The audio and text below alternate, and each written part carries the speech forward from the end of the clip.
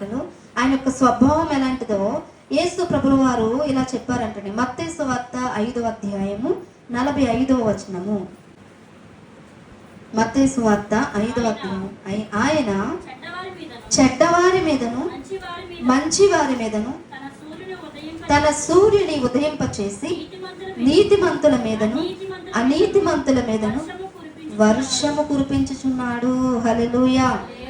ఈ వాక్యాన్ని బట్టి మనం అర్థం చేసుకోవాల్సిన విషయం ఏంటంటే, దేవుని యొక్క లక్షణం ఏంటి?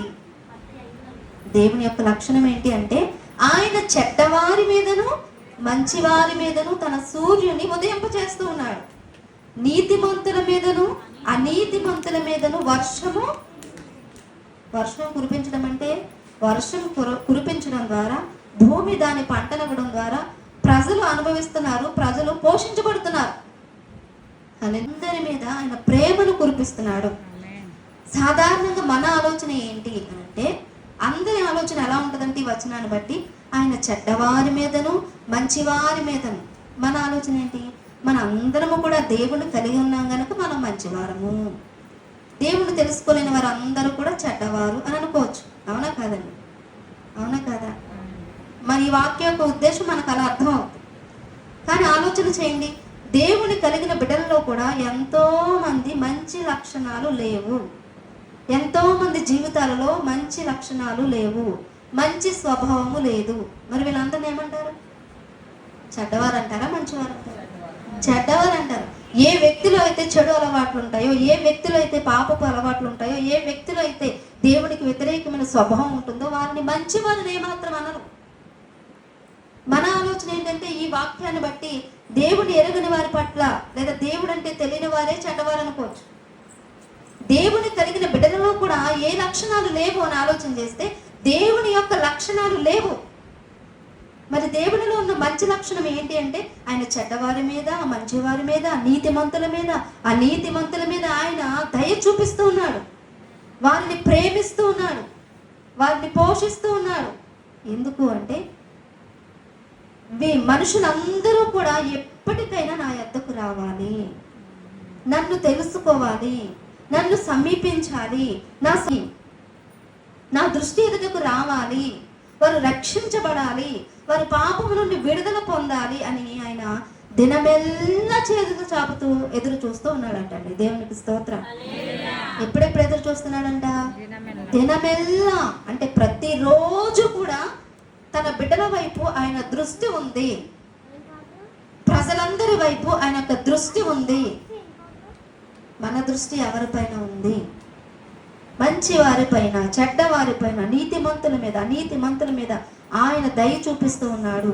అయితే మరొక లక్షణం ఏంటి అని ఆలోచన చేస్తే, దేవుడిని ప్రేమించే వారి పట్ల దేవుడు ఒక ప్రత్యేకమైన శ్రద్ధను చూపిస్తాడంటండి. హల్లెలూయా.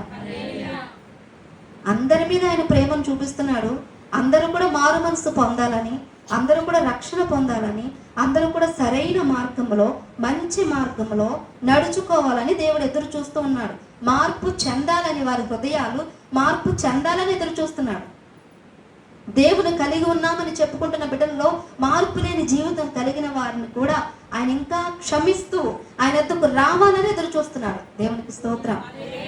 మరొక లక్షణం ఏంటి అని అంటే, తనను ప్రేమించే వారి పట్ల యెహోవా ప్రత్యేకమైన శ్రద్ధ చూపిస్తూ ఉన్నాడంటండి. తను ఎరుగని వారి పట్ల శ్రద్ధ చూపిస్తూ ఉన్నాడు, తను ప్రేమించే వారి పట్ల కూడా ఒక ప్రత్యేకమైన శ్రద్ధ చూపిస్తున్నాడంట. ద్వితీయోపదేశ కాండము 28వ అధ్యాయము 1వ వచనం మనం చదువుకుందాం. ద్వితీయోపదేశ కాండము.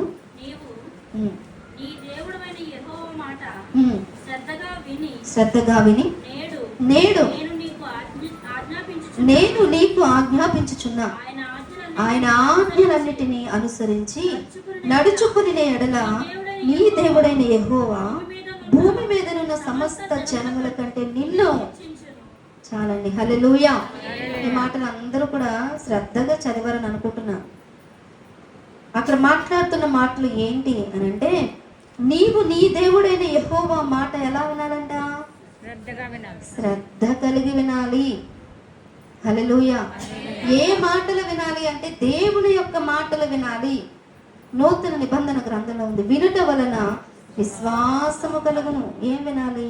దేవుని ఏ మాటలు వినకూడదు? దేవుని యొక్క మాటలు మనం శ్రద్ధగా వినాలి. ఏ మాటలు మనం శ్రద్ధగా వింటామంటే, ఎవరైనా తిట్టినా, ఎవరైనా అవమానించినా, మనల్ని ప్రేమించేవారు మనతో మాట్లాడినా, మనల్ని ఇష్టపడేవారు మనతో మాట్లాడినా, మనల్ని అవమానించేవారు వేరొక మాటలు మాట్లాడినా, ఆ మాటలు చాలా శ్రద్ధగా వింటాం. అవునా కాదండి? ఆ మాటలు మన జీవితాంతం కూడా ఎక్కడ ఉంటాయంటే మన హృదయంలో ఉంటాయి. అవునా కాదండి? హల్లెలూయా. మరి ఏ మాటలు మన యొక్క హృదయంలో ఉండాలి? మనందరి హృదయాల్లో ఏ మాటలు ఉండాలి అని ఆలోచన చేస్తే, నీవు నీ దేవుడైన యెహోవా మాటలు శ్రద్ధగా వినాలి. హల్లెలూయా. అందుకే యాకోబు పత్రికలో కూడా ఉంది, వినుటకు వేగిరపడాలి, మాటలాడుటకు నిదానించాలి, కోపగించుటకు ఏం చేయాలంట? వేగిరపడాలా?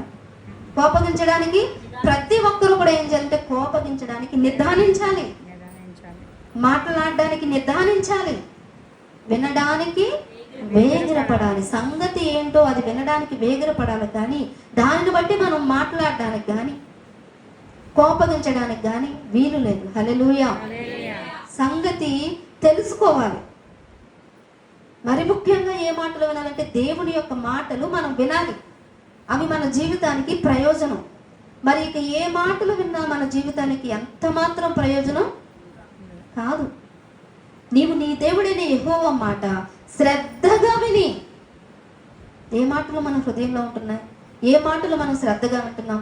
ఏ మాటలు మన హృదయంలో భద్రపరుచుకున్నాం? దేవుని యొక్క మాటలు మన హృదయంలో ఉన్నాయా? ఆ మాటలు మన హృదయంలో ఉంటే ఆ మాటల ద్వారా మన జీవితం కొనసాగుతుందా? ఆ వాక్యానుసారంగా మన జీవితం ముందుకు వెళుతుందా? అలాగే మనం జీవించగలుగుతున్నామా? ఆ మాటలు మనకు గుర్తున్నాయా? ఏ మాటలు మన హృదయంలో ఉన్నాయి? ఏ మాటల ద్వారా మనం నడిపించబడుతున్నాము? ఏ మాటల ద్వారా ఏ మార్గాల్లో మనం వెళుతున్నాము? హల్లెలూయా. నీవు నీ దేవుడైన యెహోవా మాట శ్రద్ధగా విని, నేడు నేను నీకు ఆజ్ఞాపించుతున్న ఈ ఆజ్ఞలన్నిటిని, ఏ ఆజ్ఞలు? దేవుని యొక్క ఆజ్ఞలు ఏవైతే ఉన్నాయో, దేవుని యొక్క శాసనములు ఏవైతే ఉన్నాయో, దేవుని యొక్క కట్టడలు ఏవైతే ఉన్నాయో, వాటిని అనుసరించి నడుచుకొనిన ఎడల, నడుచుకోకపోతే ఈ ఆశీర్వాదం మనకు రాదు. హల్లెలూయా. దేవుని యొక్క మాటలు మనం విని ఆ మాటల ప్రకారం మనం నడుచుకోకపోతే ఆశీర్వాదం మనకు ఉండదు. నడుచుకుని ఎడల నీ దేవుడైన యెహోవా భూమి మీద ఉన్న సమస్త జనముల కంటే నిన్ను, అంటే మనందరి పట్ల దేవుడు ఒక ప్రణాళిక కలిగి ఉన్నాడు. నా పట్ల, నీ పట్ల దేవుడు ఒక మంచి ప్రణాళిక, ఒక మంచి ఉద్దేశం కలిగి ఉన్నాడు. నిన్ను నన్ను కూడా హెచ్చించాలని ఆలోచన కలిగి ఉన్నాడు. హల్లెలూయా. మరి మనం ఎక్కడ ఉన్నాం?